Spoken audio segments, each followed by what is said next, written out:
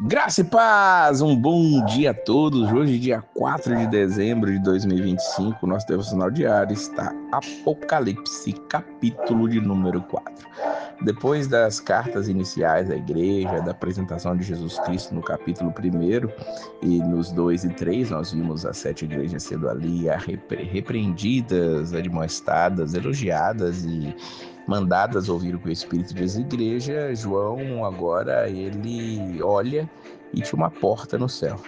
E dali ele ouve uma voz que diz: sobe aqui, mostrar-te as coisas que depois destas devem acontecer.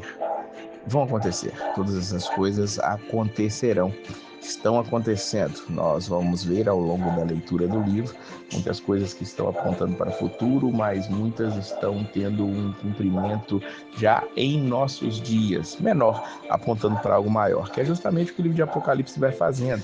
Ele vai colocando as imagens diante de nós para que nós percebamos que progressivamente o fim está chegando.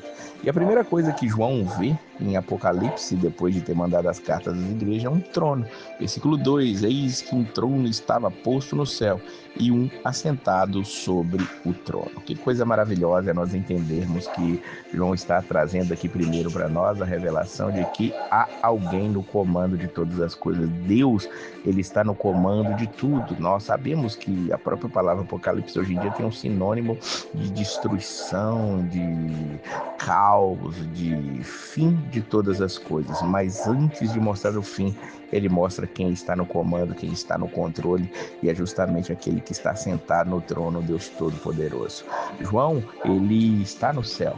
João, ele vê coisas espetaculares, coisas que talvez ele nunca tenha visto. Por isso ele vai dizer aqui as coisas conforme ele diz, assim, com aparência, semelhança. Veja o versículo 3, por exemplo. O que estava sentado, ou seja, aquele que estava sentado no trono, tinha aparência, era semelhante à pedra de jaspe e sardônica, e tinha um arco celeste ao redor do trono, e a aparência era semelhante à esmeralda. João não tem como dizer de coisas celestiais sem deixar ali as suas impressões, a impressão que ele tinha de que aquilo se parecia com alguma coisa que ele tinha visto na terra para poder transmitir aos seus ouvintes. E é justamente isso que ele faz para que todos ali possam tentar entender aquela visão maravilhosa. Ele diz no versículo 4 que ao redor do trono havia 24 tronos, era um trono no meio e havia outros 24 tronos ao redor.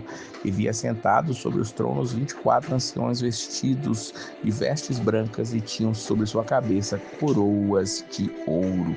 Esses 24 anciãos, diz o versículo 10, eles prostram-se diante do que está sentado sobre o trono e adoram o que vive para todo sempre, lançando as suas coroas diante do trono e dizendo: dignos é, Senhor, de receber glória e honra e poder, porque tu criaste todas as coisas e por tua vontade são e foram criadas. Veja que esses 24 anciãos, eles têm suas coroas, também são reis, eles têm trono, mas eles se prostram diante da majestade santa do Deus Todo-Poderoso, a ponto de tirar as suas coroas e lançarem diante dele, o adorando, o exaltando, o glorificando. Nós veremos que esses 24 anciãos, eles são uma representação da igreja. 12 são os apóstolos, 12 são as tribos de Israel. Podemos imaginar a igreja no Antigo Testamento sendo Israel e a igreja no Novo Testamento fundamentada ali pelos apóstolos. E essa representação de 24 tronos com certeza não é algo coincidente, é justamente mostrando isso, que toda a igreja se prostra diante do Senhor. Ele nos dá uma coroa de vida, nos dá uma coroa de vitória, mas nós devolvemos essa coroa em adoração e louvor ao Deus vivo e ao Deus poderoso. É interessante que ao redor do trono também havia 4 animais cheios de olhos por diante e por detrás, diz o versículo 6. O versículo 7 diz que esses animais tinham aparências, um como leão, um bezerro, um homem, como uma águia voando, ou seja, representando ali provavelmente toda a criação, os animais selvagens, os animais que voam, os animais ali do campo doméstico e o próprio homem, a criação estava ali representada em adoração, e eles ali tinham 6 asas ao redor, por dentro estavam cheios de olhos. É uma figura um tanto quanto estranha essa que João está trazendo para nós, mas foi o que ele viu. Ele simplesmente pode descrever da maneira que ele viu, pode até ser que não seja isso, mas foi como ele teve a percepção enquanto estava no céu. E esses seres, eles não descansam nem de dia nem de noite, diz o versículo 8, dizendo: Santo, Santo, Santo é o Senhor Deus, o Todo-Poderoso, que era e que é e que há de vir. Claro que isso nos remete imediatamente a Isaías 6, quando ele tem aquela visão ali dos serafins ao redor do trono de Deus. Talvez esses sejam aqueles mesmos seres ali que gritam santo, santo, santo, santo, santo, santo.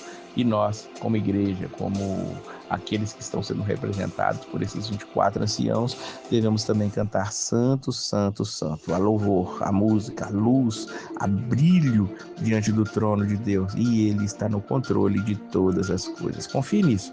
Sua vida está nas mãos dele, então descanse, porque ele continua no trono, governando toda a humanidade, toda a terra, todo o universo está sob seu controle. Que Deus abençoe a sua vida e a paz do Senhor.